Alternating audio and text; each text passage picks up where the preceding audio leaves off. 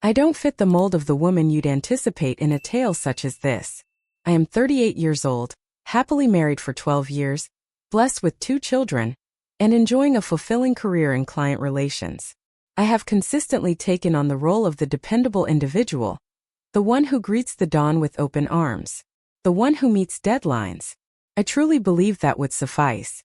It wasn't until I began collaborating closely with Jordan. He is 32 years old, an experienced technician, intelligent, attentive, and composed during discussions, not one to engage in playful banter, never one to cross boundaries. This only deepened the trust one had in him, to remain oblivious to what lay ahead. For months we toiled together on the same product launch project. A multitude of presentations, numerous client calls. Amidst the flurry of late-night emails and the camaraderie of shared coffee runs, the messages began to evolve. Initially, it stemmed from professional obligations. Then came the question, "Are you still awake? You're truly the sole reason I haven't completely lost my sanity during this campaign." In the stillness of the night, I shared a meme just past the stroke of midnight. He responded, "You have an incredible knack for bringing a smile to my face, even on my toughest days." I lingered over that message far longer than was wise. It was never about the words. The warmth enveloped everything, the deliberate purpose. As I lay in bed beside my slumbering husband that night, a question lingered in my mind. What is it about this place that evokes a deeper sense of comfort than home? In that moment I convinced myself it was innocuous. Our relationship was strictly professional. Weariness enveloped us. We found ourselves under considerable stress. We sought a pillar of support. Yet, beneath the surface I was fully aware of my actions. I simply wasn't prepared to acknowledge it. There are instances that whisper rather than shout as they unfold. Softly they murmur. Gently. With great closeness. Just enough to shift the earth below and provoke a sense of curiosity. Did that carry any significance? Or am I merely conjuring illusions once more? It occurred on a Thursday. After an extensive client call, we found ourselves in the conference room together. A tiresome gathering where attention wanes, and the same presentation is reiterated endlessly. As I busily jotted down notes, Jordan leaned closer and handed me a printed copy of the agenda. And that was the moment it all changed. Our fingers grazed against each other. Not for long. Not dwelling. Yet sufficiently prolonged. Long enough for my breath to catch in my chest. Just long enough for my gaze to rise and connect with his. What I beheld in that place. It was not confusion. It was not a matter of embarrassment. It was purposefully driven. Quiet. Not in a state of desperation. Simply present.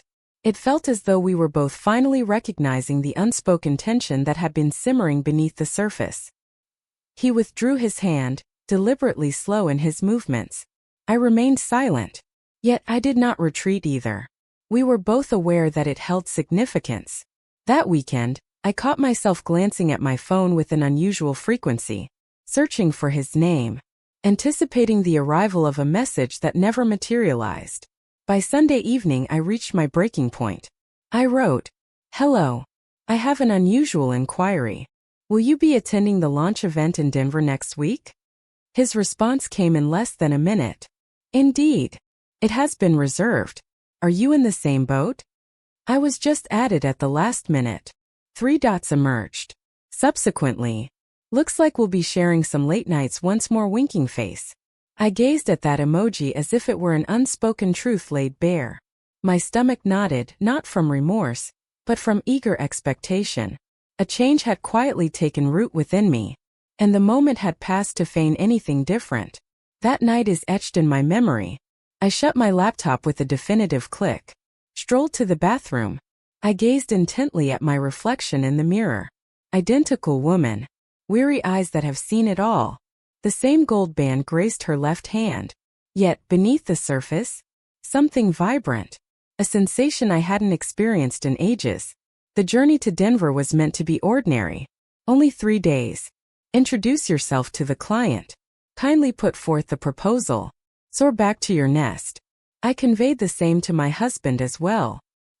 He pressed his lips gently to my forehead while carefully arranging my suitcase. "Make sure you take your charger," he advised. He remained oblivious to the way my fingers lingered uncertainly above my phone. He was oblivious to the items I was carrying that he had not included in his packing. Upon my arrival, I sent a message to Jordan. "I've just arrived. And you?" "Likewise. Are you interested in sharing a cab?" We certainly did. We consistently engaged in actions that appeared sensible. Yet, I've come to realize that convenience often serves as a clever mask for temptation. The hotel receptionist offered us a smile tinged with regret. "I deeply apologize." A confusion arose. There remains but a single double room available. Jordan and I remained frozen in disbelief. A solitary chamber. A pair of coworkers. A single bed. Yet the reality? That was not the issue at hand. The issue lay in the swiftness of my response. "That is acceptable. We will handle it." And the manner in which his eyes remained unblinking as he nodded. The initial hour spent in the room was entirely an act. I carefully unpacked my belongings. He summoned the delights of room service. We engaged in light conversation, discussing our jobs, the climate, and the details of our plans. Yet the distance that lay between us felt palpable. The atmosphere was thick with the weight of all the words left unsaid between us. As the food was placed before us and we settled cross-legged on either side of the bed, a sense of nostalgia washed over me, reminiscent of carefree sleepovers from days gone by. Nearly. As the night deepened, I found myself at the sink, toothbrush in hand, gazing intently at the counter. As his voice reached my ears from behind, a shiver ran down my spine. "That shirt really suits you." It was merely a worn white t-shirt. Definitely not lace. Definitely not silk. Only soft cotton against weary skin below.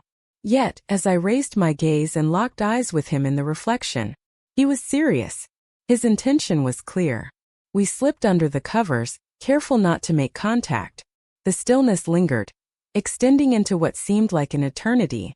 I reclined on my side, turning my back to him. My heartbeat thundered, a sound so powerful I feared it might reveal my thoughts. In that moment I sensed it. That hand of his, quivering ever so slightly, softly nestled against the contour of my waist. I remained still. I held my breath. I refrained from uttering a denial. He murmured, "I'm sorry." And I murmured in reply, "I am not." As I awoke, the morning light enveloped me in a gentle golden embrace, tender and forgiving. His arm lingered across my waist, a gentle reminder of his presence. His breath was measured and unhurried, unwavering, secure. I hesitated to make a move.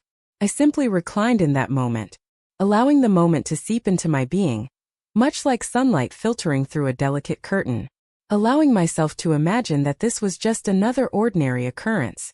This belonged to me. It was not desire that had anchored me in that room. Not quite. The silence lingered, complete and unbroken, requiring no embellishment. It was in the way he absorbed every word without attempting to mend. His hand on my back made me feel acknowledged, not scrutinized. Yearned for, not guaranteed. Jordan shifted restlessly behind me. I shut my eyes once more, feigning slumber. For if I were to unveil them, I would inevitably find myself back with the woman adorned by the ring upon her finger. I found myself unprepared to embrace that role once more. Not at this moment. At last I rose to my feet, wrapped the hotel robe snugly around myself. I gazed into the mirror, examining my reflection. My hair was in disarray. The mascara has smudged just a bit. And yet, I appeared more vibrant than I had in years. That filled me with dread, for I understood its significance. I wasn't getting swept away by Jordan. I found myself slipping away from the existence I had persuaded myself was sufficient. During breakfast, our words were few and far between. Silence enveloped the scene, devoid of any tension.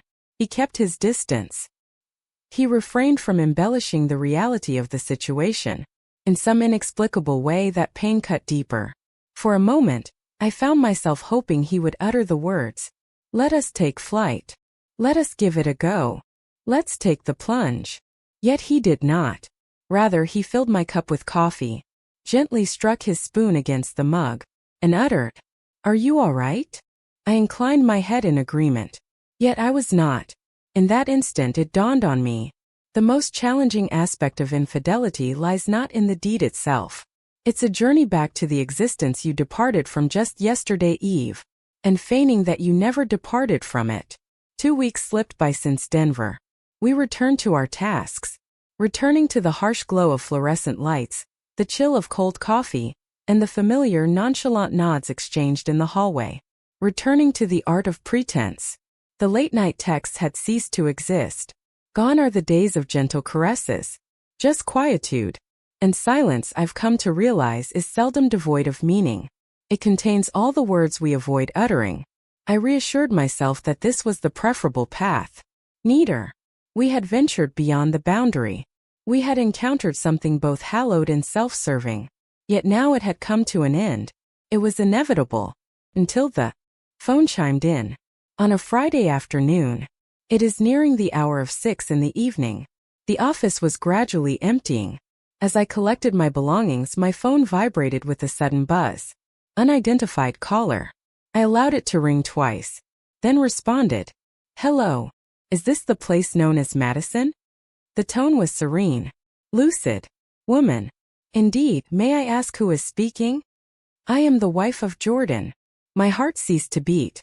She refrained from raising her voice. No accusations were made. She simply inquired. Was there an incident involving you and my husband in Denver? Countless paths lay before me, each one a potential deception I could have chosen.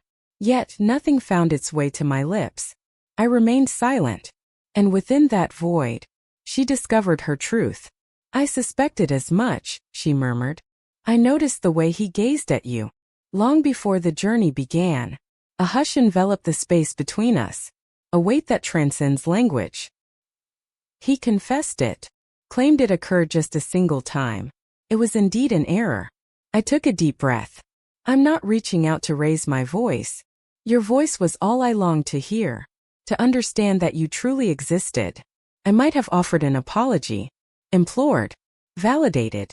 Yet I refrained, for there are instances when words only serve to complicate matters further. For beneath the surface I was aware. It wasn't just me who experienced the sensation of being unseen within the confines of my own marriage. After she ended the call, I lingered in my chair for what felt like an eternity, gazing at my own image mirrored in the dark surface of my laptop screen. Not an antagonist, not a casualty, merely a woman who wandered astray for a brief instant and discovered she was in the embrace of the wrong person. 3 days later, Jordan made the decision to leave. There is no farewell. There is no email. Simply vanished. Occasionally, as I walk by the hotel where we spent our time, that night lingers in my thoughts. Not due to its fervor. Yet it brought to mind, the greatest peril lies not in desiring another person. It's the moment you come to understand that the desire for your own existence has faded away.